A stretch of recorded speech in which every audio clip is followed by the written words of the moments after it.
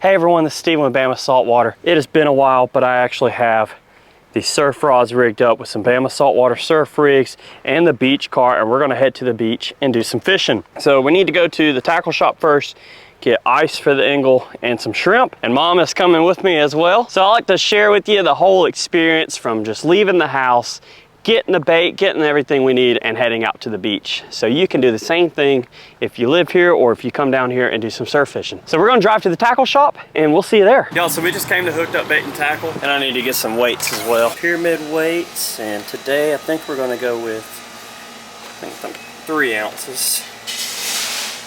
Don't need a whole bunch. You typically don't lose your rigs much, but there's 3 ounce pyramid weights. And then you can come over here and get some Bama Saltwater surf rigs. Check that out. I like to keep a lot of these stores regularly stocked with the rigs, and they have a great selection today. They're out of fresh dead shrimp, so we'll get the next best thing and get some of this shrimp here.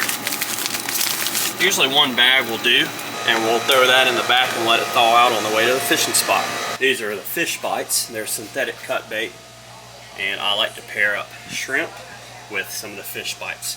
I have plenty already, but if you need some, there's a giant wall of FIshbites here. So, along with the fight clubs, which are great for flounder. But this is a big wall. There's a lot of tackle and stuff. If you struggle deciding on what to get, it's kind of hard to go wrong with the Easy Flea. You can get the ones pre-cut, or the Easy Shrimp in the pink. Those 2 colors right there are probably the most popular, but they all work well. I just like to share with you, if you're getting ready to go surf fishing, what you might need to be successful out there. So I'm gonna check out and we'll see you on the beach. So we're walking on the beach. It is paid parking, so they got these kiosks over here. But you do have to have a saltwater fishing license, which you can buy online. It's real easy. And you can't shark fish here in the Alabama State Park system. Now, you can shark fish on the beach in Alabama. You can get in a whole loophole about that. But anyway, what a pretty day out here. It's pretty busy over there.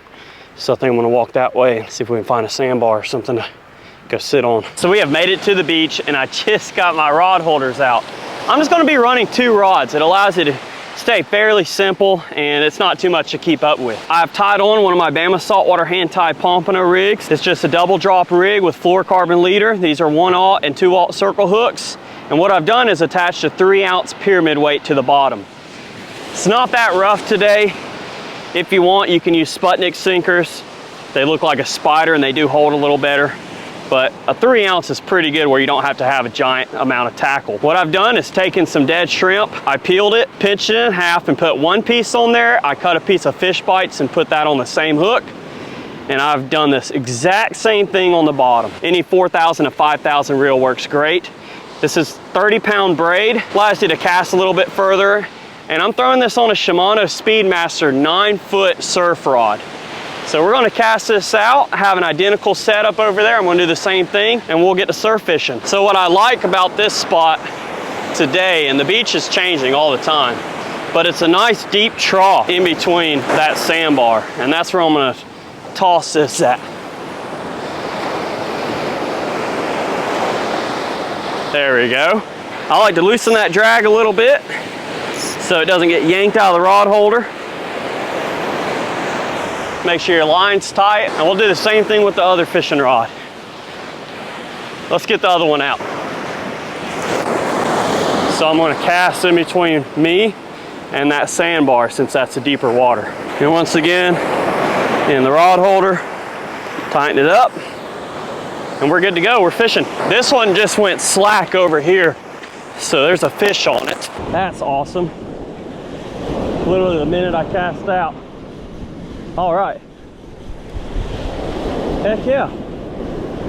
We got a fish on. What are you going to be? That's awesome. Oh, he's swimming and surfing in. Oh, what are you, bud? Oh, it looks like a little juvie pompano. It is. Cool. Pompano on board. Now they have to be 12 inches here in Alabama. Pompano! Y'all, we got our target species. This is a Florida pompano. They're pretty prevalent along the Gulf Coast in the surf. They do have to be 12 inches total length in the state of Alabama. He's not gonna make it, so he gets to go back, but that is so cool. It didn't take long at all. So we're gonna release him and put some more shrimp on there. But look at that, first fish of the day, heck yeah. Let's go, man. See if we can catch the bigger one. See, that's what I like about the FIshbites, is when your shrimp goes off, that FIshbite still stays on there. So you still have an advantage catching a fish, even if you throw your bait off or it gets picked off by bait thieves. We're gonna get this back out again in the same spot. And you notice I'm not even wading out. When it's like this, if you wade out in that chest deep water, you're kind of standing where you need to be casting.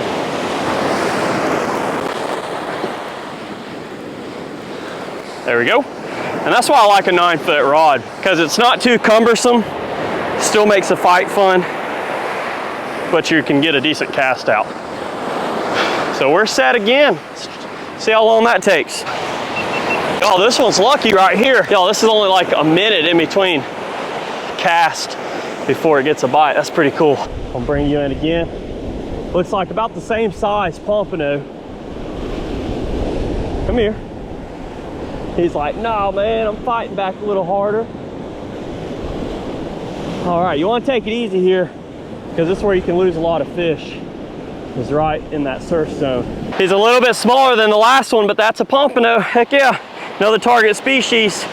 They're liking the left side. I must be in a nice little trough, nice hole, but we're gonna get him back. They are in the jack family, and they do have two little horns on the bottom of their belly that can poke you, but it's not too bad. Let him go and get baited up again. This one I'm probably gonna check, see if the bait got ate off of it. Old Fred over there giving me good luck. Those are one of the many great blue herons that are down along the Alabama Gulf Coast. Pretty cool birds. They like to get in your bait bucket and your cooler, so make sure you have a cover on it. And they will steal your catch right off your line. But I just baited up again, and we're gonna get another cast right out there. This one just got smacked again. It's a nice rip right there. They're just feeding right there in that rip current. All righty. Come on, be dinner. So these are actually called your Gulf Kingfish, but colloquially we all call them whiting. There's no size limits on them, but I like to keep the little bit larger ones. There's not much meat on him. He would still make a good fried fish fillet, but we're gonna let him go. Get him away from that bird.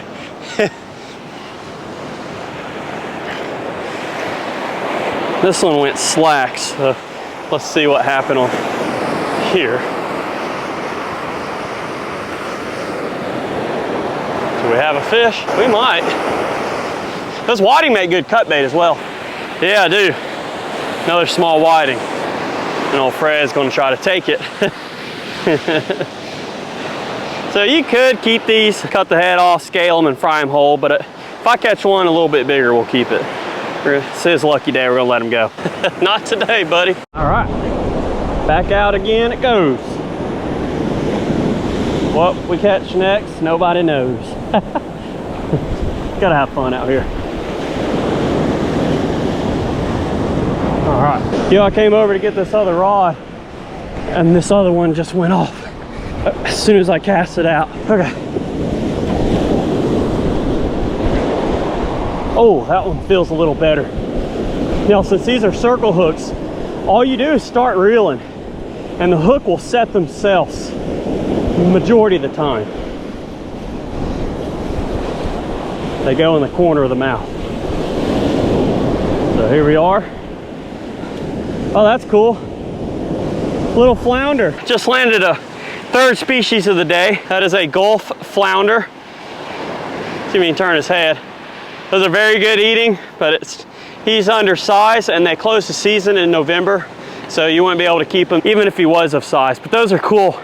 See their eyes on the same side of their head and white body that lays down on the seafloor like this, waiting for a bait fish to come by. And look at the 3 dots on him. We get to let him go, and hopefully he'll turn into a doormat one day. Just shows you the variety of fish you can catch, and he swam off just fine, and how entertaining it can be. If you want to do it successfully, I do suggest getting a decent sized surf rod. 9 foot's a great place to start, but you don't have to have it. So that flounder was cool. He ate the bottom part with the fish bites and shrimp. I'm gonna have to bait that one up again. What a cool variety. Oh, that one got hit. Yep, and you're on. See how easy it is fishing with circle hooks? I mean, it's something that anybody can do if you have access to the beach. And all you need is just a Alabama saltwater fishing license. That's it. So here we go. It's coming in nice and easy. And you are another Pompano. So this is another Pompano. He's got to go back, just undersized, but what an awesome fish. They're real pretty, they fight hard, and if we can get one to keep, we'll do a catch and cook because they are phenomenal eating. And they love bright stuff like this. And boom, he just took off. But like I was saying, our water is not ultra clear, especially today. It's pretty churned up. If it was super clear, I'd probably take the floats off or go down to my single drop rig. But in this greenish water like this, you want some attractant because they love color like that. What is eating it? Swimming this way. Coming in pretty easy. There you are. What just ate it? Oh, Pompano on the bottom one. So the cut bait got eaten off by something, and then the bottom one just had fish bites on there and caught a Pompano. That was interesting. I was hoping it was going to be like a big red or something, but I'll take this. He's got to go back though. It's still pretty cool target species. The fishing has slowed down a lot, but if nothing gets hit on the cut bait, we're going to call it a day, head home, and finish up our surf fishing trip. Also, we have picked up all of our rods, and the only thing we've left, poured out the ice because I didn't need it, and ice melts. But you don't want to leave your trash around. I know pretty much all of y'all watching, I know pretty much all of us are good at picking up trash. You don't want to leave anything that wasn't here before you came. Keep these beaches as pretty as you can so our future generations can come out and enjoy the same thing we are. But I hope you learned something from this little surf fishing session. I'm gonna head back to the truck and then see you at the house. Y'all, we have made it back home, and before we put our rods up for the evening, you want to rinse them down anytime you use them in salt water, especially on the beach in case you got some sand on there and to get that residual salt off. If you don't have access to a water hose, like if you're staying in a condo or something on vacation, you can take a towel and run it in your sink as long as it's fresh water and just rinse it along your guides. You don't need a pressure washer, and I'm just spraying it off lightly, and then your guides, your hooks, all that.